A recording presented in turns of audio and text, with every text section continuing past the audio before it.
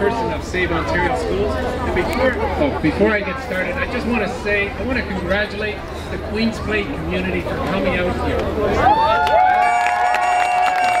great that you're here. You're getting involved in the political process. You're standing up for your kids. And Maria Rodriguez asked, where do our tax dollars go? Well, this year the provincial government gave corporations a $2.6 billion tax. They're spending $1 billion on security for the G20 summit. And then they tell us that they don't have enough money to send the Queens Plate students to their local schools. They're telling us that they don't have enough money to keep those 8 schools open.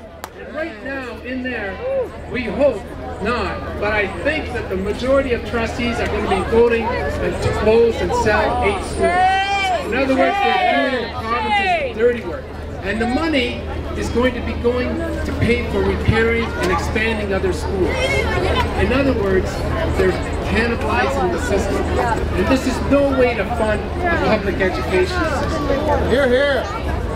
And I'll just give you one example. Brooks Road Public School is a brand new facility, air conditioned.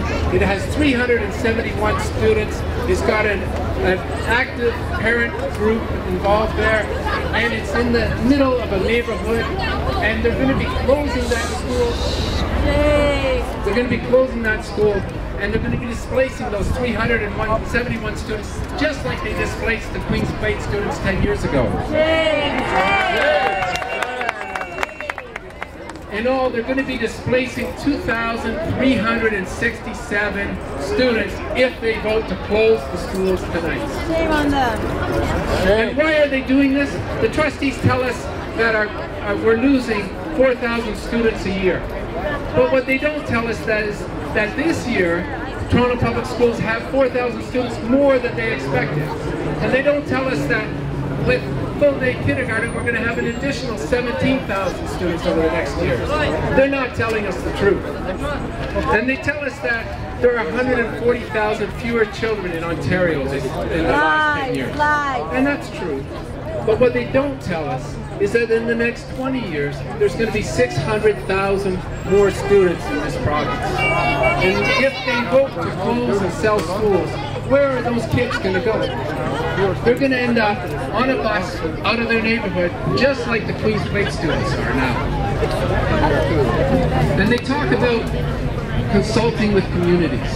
Well, Monday morning, the trustees released a plan, the school board released a plan to sell $400 million worth of public property in the city. And they're voting on it tonight.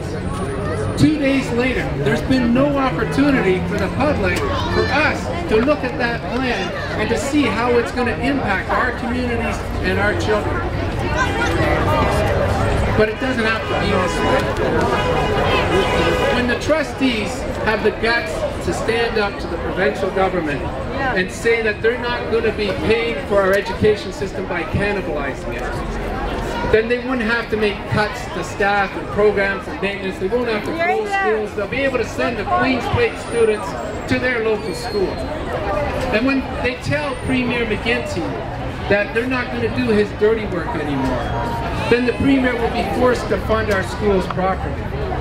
And when they tell Premier McGuinty that in 2010 he promised to fully review and fix education funding in this province, and that the trustees and us, the community, and the students are going to force Premier McGuinty to keep that promise, then we will be able to keep our students going to their local schools. That's right. But we've got to encourage them to do it. So after this meeting, I encourage you to go to the boardroom and stay with the meeting and encourage the trustees to stand up for our kids. Thank you, Chris Glover.